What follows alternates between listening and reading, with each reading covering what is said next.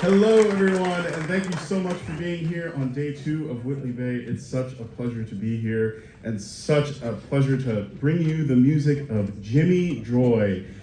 Jimmie Joy, or Jimmy Maloney, started a group at the University of Texas in Austin, which is my hometown, so it's really great to play that music. I also am an alum of the University of Texas Law School, so I got to see all the different venues and places that Jimmie Joy played there. He led a really wonderful little college band, started there around 1922. Jimmie was born Jimmie Maloney in the town of Mount Vernon, Texas, which is in northeast Texas, kind of near where Arkansas and Oklahoma and Texas meet, like in that kind of corner of the state.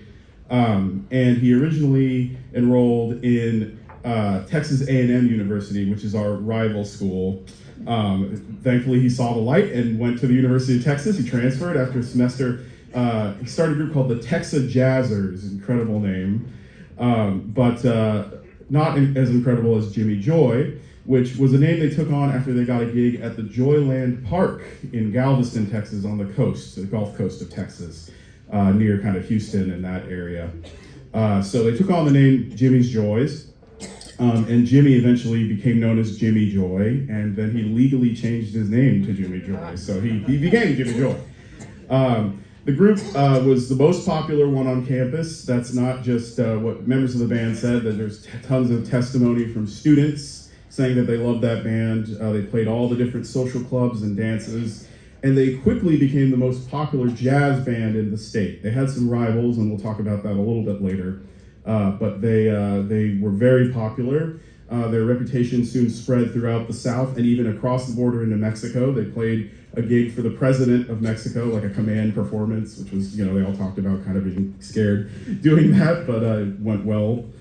And after the Joyland show, they went on a tour around the United States, ending up in New York City, where they almost got a contract for Brunswick Records. They may have done a trial. We don't really know the information, but I'm assuming if they did, it didn't go too well because there's no records from that. Returning to campus, they had a little swap of the cornet players. They had this guy, Walter Holzhaus, who Mike Davis did a fantastic interpretation of yesterday on Andrew Oliver's Willard Robeson set. So Holzhaus left and joined Louis Forbstein in Kansas City, and then Willard after that. And Rex Prius, a New Orleanian cornet player, joined. He was also a student at the university. He joined Jimmie's Joys. And then during their, I believe, winter break in 1923, they toured west and went to Los Angeles, where they played all along the West Coast. I mean, it's hard to imagine now, touring around the country as college kids with the amount of work that college students have. I guess in the 20s, without social media and other distractions, it was a little bit easier. But while in Los Angeles, they met up with this really eccentric fellow by the name of Theophilus Fitz, who built a recording studio in his living room. The studio was called Golden Records, and it existed for about 2 years.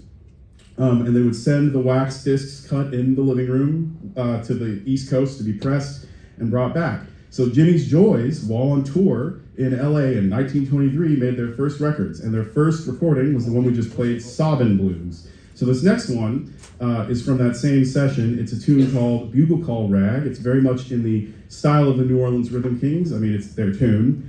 And they were very influenced by the Nork. There's a little quote from the University of Texas fight song, The Eyes of Texas. So see if you notice it.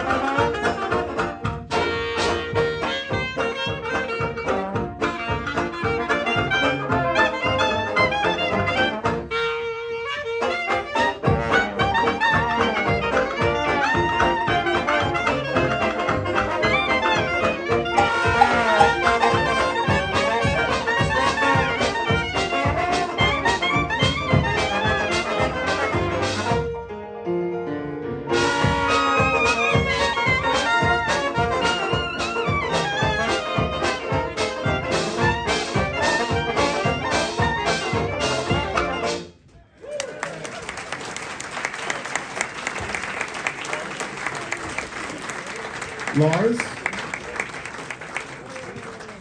So I realize I haven't actually mentioned the instrument that Jimmie Joy played, and we're very fortunate enough to have somebody who can do all of the things that Jimmie Joy did musically, which we were going to kind of see the limit of in this next tune. Jimmie Joy was a reed player, primarily clarinetist, in what is known as the gas pipe style. Now, gas pipe clarinet was a novelty style of clarinet, Ted Lewis being the most famous exponent of gas pipe. That doesn't sound very good, does it? And there were many others, Bob Fuller, Charlie Fulcher, the list goes on and on. Jack Links, it's another good territory band, gas pipe clarinet player. But Jimmie Joy was one of the kind of most tasteful of the gas pipe clarinet players. So, he played, in this kind of novelty style, but he still had a really good understanding of the blues and of just how to play kind of hot and really in a tasteful way, most of the time. However, he also was very much one to lean into the novelty, and he had a signature trick that he would do, so much so that in both the photo of the band in the Golden Studio and several photos taken on campus, he would show off this trick. So I'm not going to tell you what it is, but you'll see very soon on his sort of signature tune, the St. Louis Blues.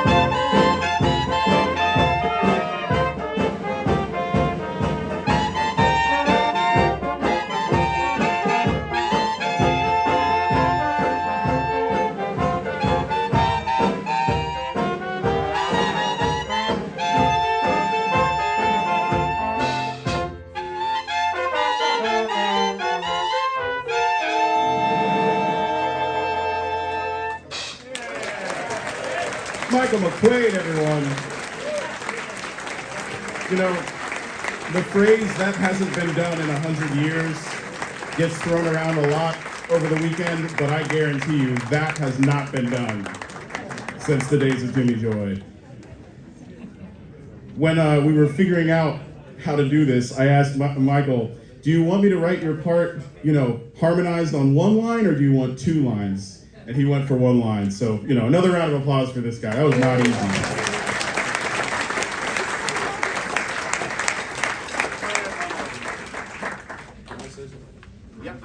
I just want to say, I'm not showboating by standing up and pointing like that. It's the only way you can use gravity to keep them from falling out.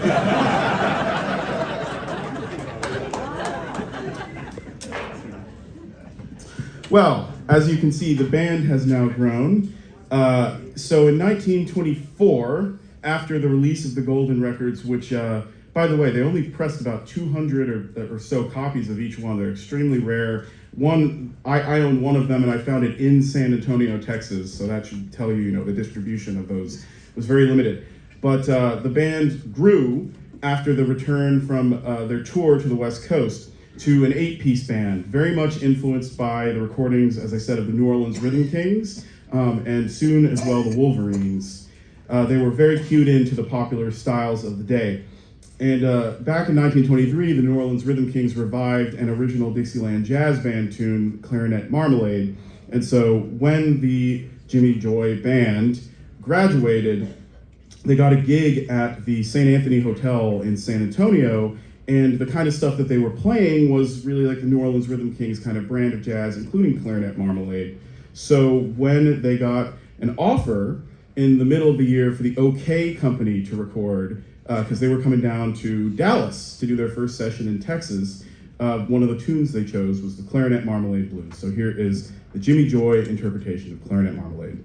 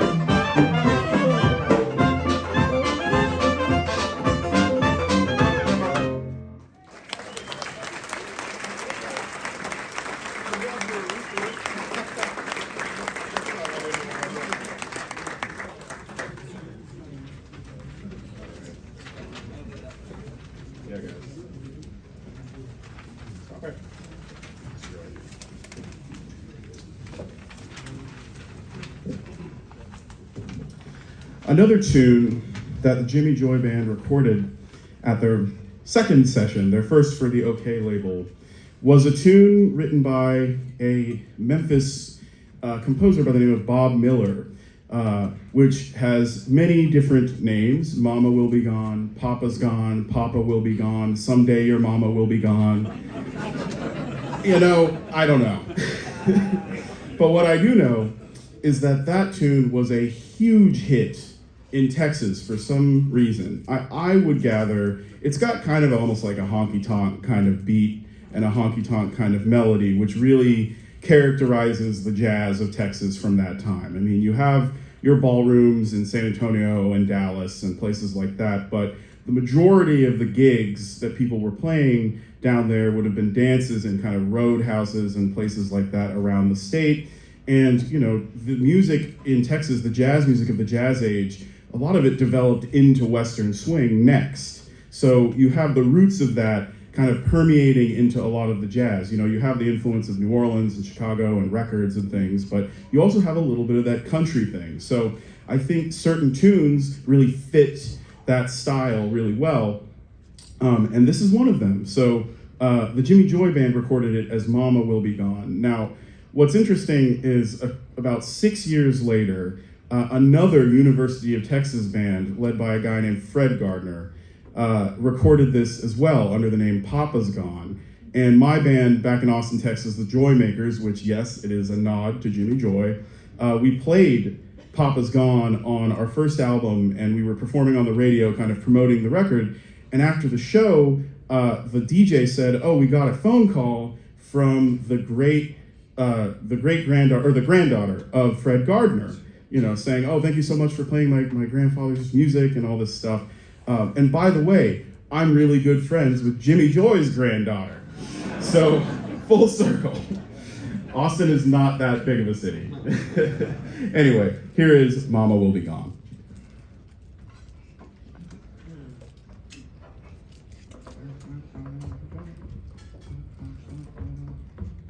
One, two.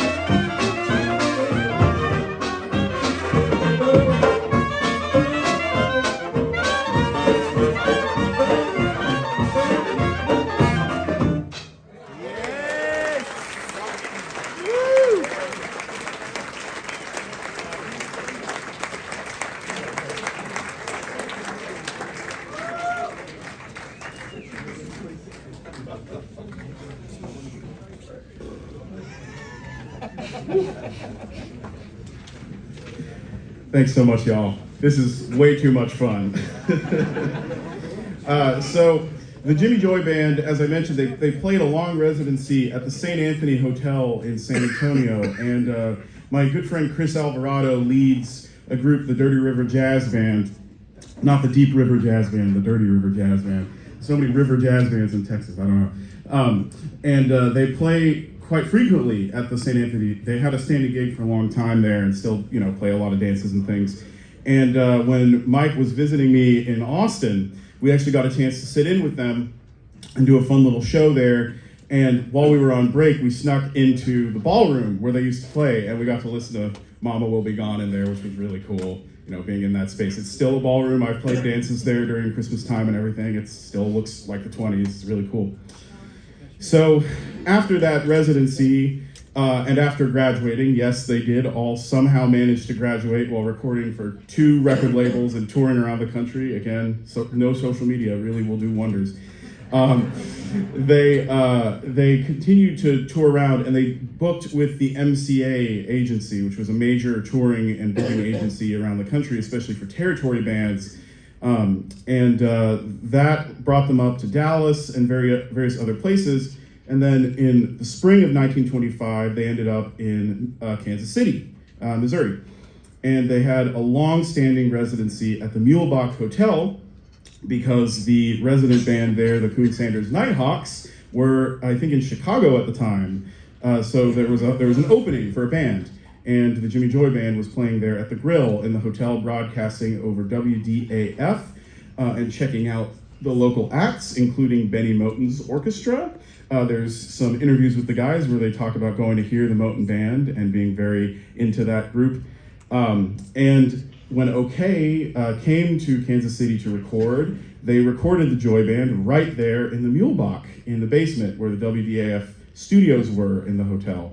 And so even though the Joy Band had just done a session in Dallas, they did another one in Kansas City, and it's a little bit different than the Dallas session. The Dallas one focuses on really kind of hot out-and-out playing, but the Kansas City session, I mean, there's still hot out-and-out playing, but there's a lot more kind of arranged passages and more complex things. I'm assuming that probably has to do with the music they were playing on the gig, playing for a hotel dancing audience, but also OK would often suggest tunes to record. And maybe after their first session, OK said, all right, we know you can play hot, but can you play these pop tunes that'll sell records?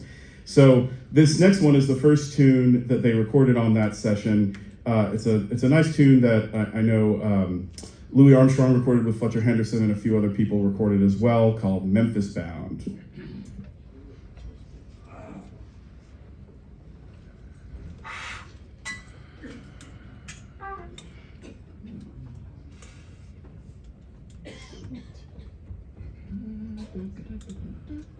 One, two, 3.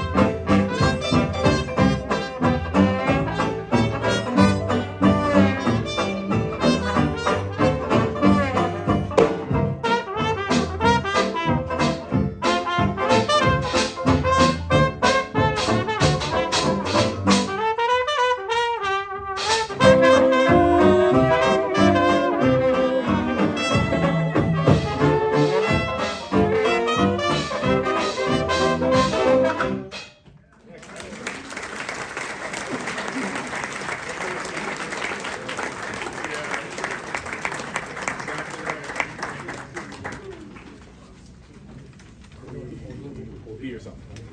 Yeah. So, as you can see, it's a slightly different texture from the just out-and-out hot playing, but it's still hot in its own kind of simmering way, and sometimes that's more fun to play than just out-and-out hot. I really like their interpretation there. How about that wonderful trombone solo from T.J. Muller? And that very active reed section there with Mike and Lars, really wonderful. So this next tune that they recorded was one that was cut by a couple of different territory bands, and I have a theory. The Joy Band kind of teamed up with the Whiteman booking agency around this time as well, Paul Whiteman's booking agency, as did Anthony Parenti, clarinet player based out of New Orleans. And I've heard that with many of these booking agencies, they would recommend or even send stock arrangements to play the popular tunes or tunes that, they might have had some business deal with the publisher. I'm not sure. That's conjecture, I should say. But one of the tunes that the Parenti Band and the Joy Band both recorded, and both using the same stock arrangement and both kind of in the same style, is a tune called Be Yourself. And this one goes out to my good friend Henry Parsons. I know he really digs this one, and I do too. So here is their Kansas City recording of Be Yourself.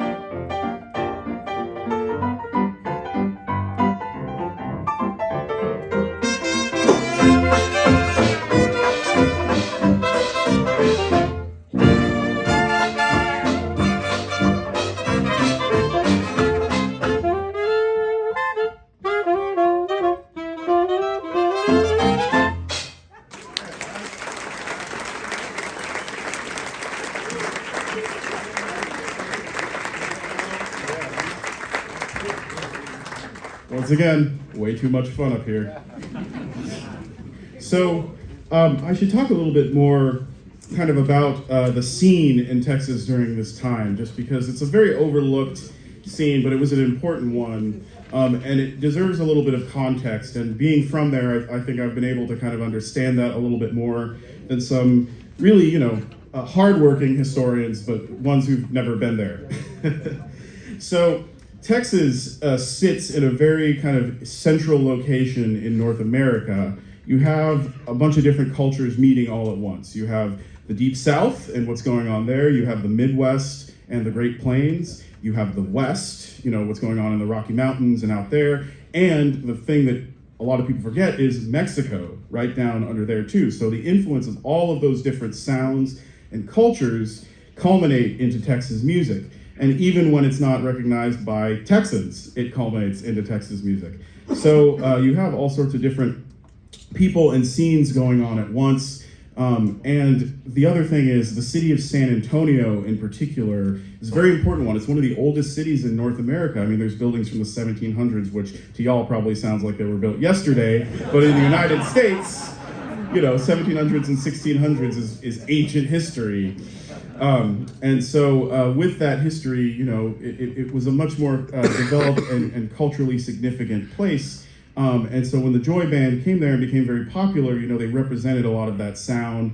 And a lot of the members of the band also came from different parts of Texas and the Deep South and places like that. Like the cornet player, Rex Prius, I was doing a little bit of cramming before the set, just learning about these musicians. And he was born in New Orleans, and then at the age of 5, moved to Houston, and then at the age of 10, moved back to New Orleans, where he learned how to play the cornet, and then was sent to boarding school in Fort Worth, which is near Dallas, where he really learned how to play the cornet, and then enrolled at the University of Texas in Austin. So, pinballing all around there. And that was not uncommon back then for musicians.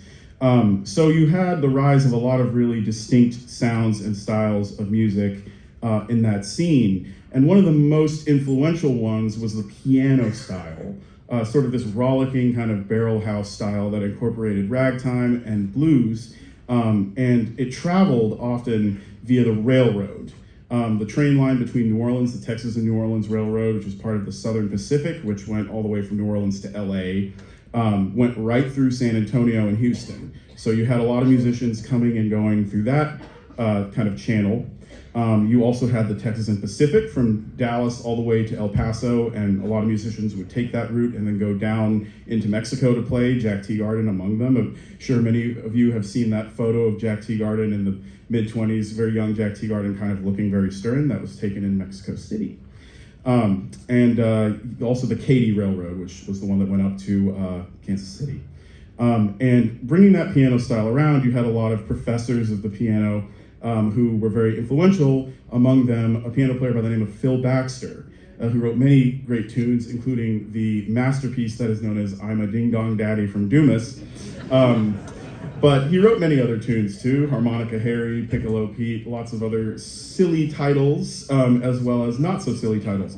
And he wrote one tune in the early 20s that the Joy Band took on as their theme song, not the Jimmie Joy theme song, that was St. Louis Blues, but the band theme song, which is a tune called Wild Jazz. And finally, in 1925 in Kansas City, they were able to record it. So here is Wild Jazz.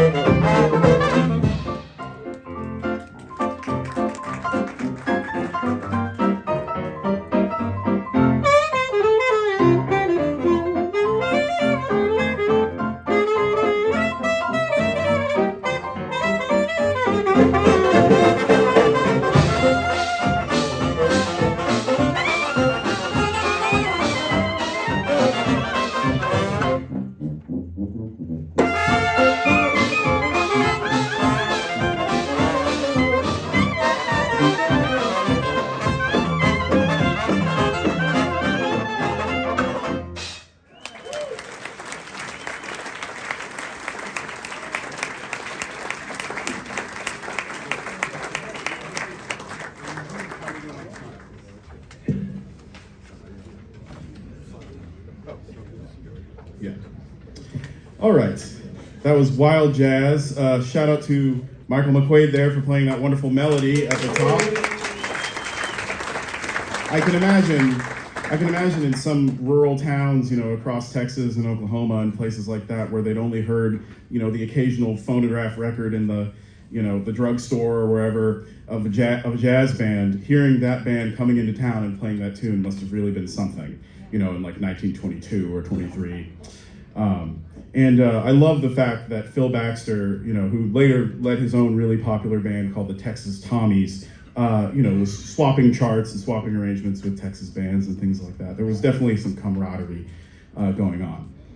Now, the Jimmy Joy Band, after their trip to Kansas City, had a little bit of off time before going back to Texas. And so they decided they wanted to hear some more of their heroes. They got to hear Benny Moten, they got to hear Louis Forbestein and these other great bands in Kansas City. But they had a little time, so they said, oh, we're such big fans of this group, the Wolverine Orchestra, that we've been hearing about in Chicago, and their cornet player, Bix Beiderbecke. And they heard that Bix, having recently been let go from Gene Goldkett, or I guess kind of put on leave, was in Chicago playing with Charlie Davis. And so they thought, we're going to go to Chicago and we're going to hang out with Bix and maybe we're going to even cut a record. And so they took the train across and over up to Chicago, and they met Bix playing, I think actually at the Green Mill. I don't know if Andy is here, but the Davis Band was playing at the Green Mill, which were called the Green Mill Gardens in that day.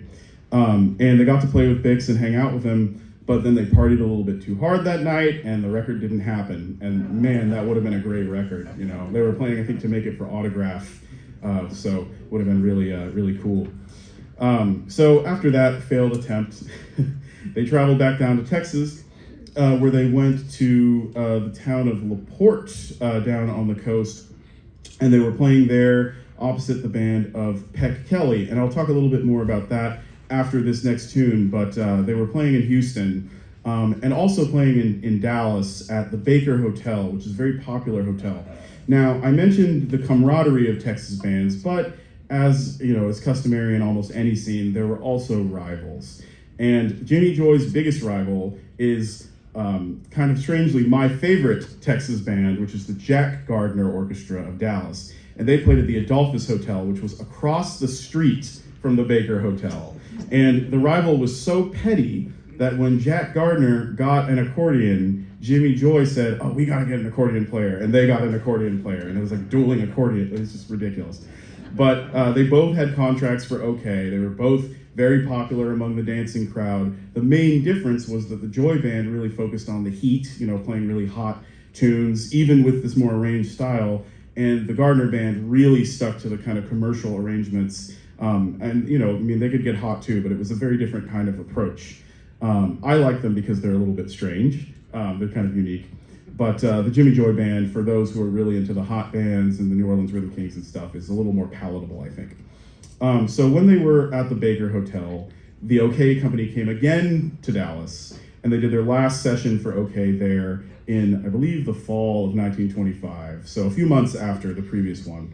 And here is perhaps the most commercial, but one of the most fun numbers that they recorded. Many other groups like the Miami Lucky Seven also did this one. It's called Fallin' Down.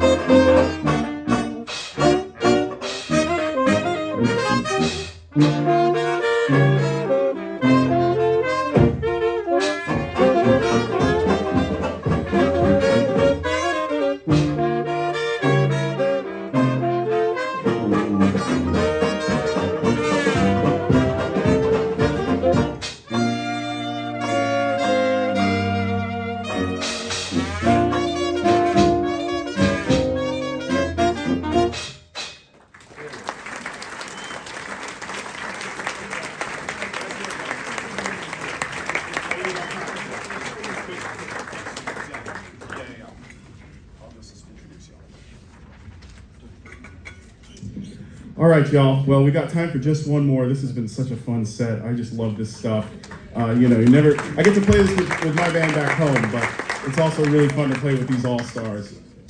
So I'll keep this quick here. This last tune they did, I think it was the last record they made for OK.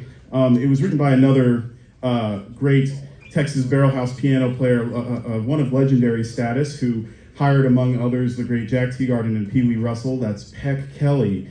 And, once again, connecting to that whole Bix thing, Kelly, at some point around when this record was made, was actually up in St. Louis playing in a little group with Bix and Teagarden and people like that at the Arcadia Ballroom, which, we did that set last night. So anyway, this is a tune that Peck Kelly wrote that later Teagarden and a few others took on. You may know it as I'm Gonna Stomp Mr. Henry Lee, but it was originally recorded by Jimmie's Joys as Stomp It, Mr. Kelly.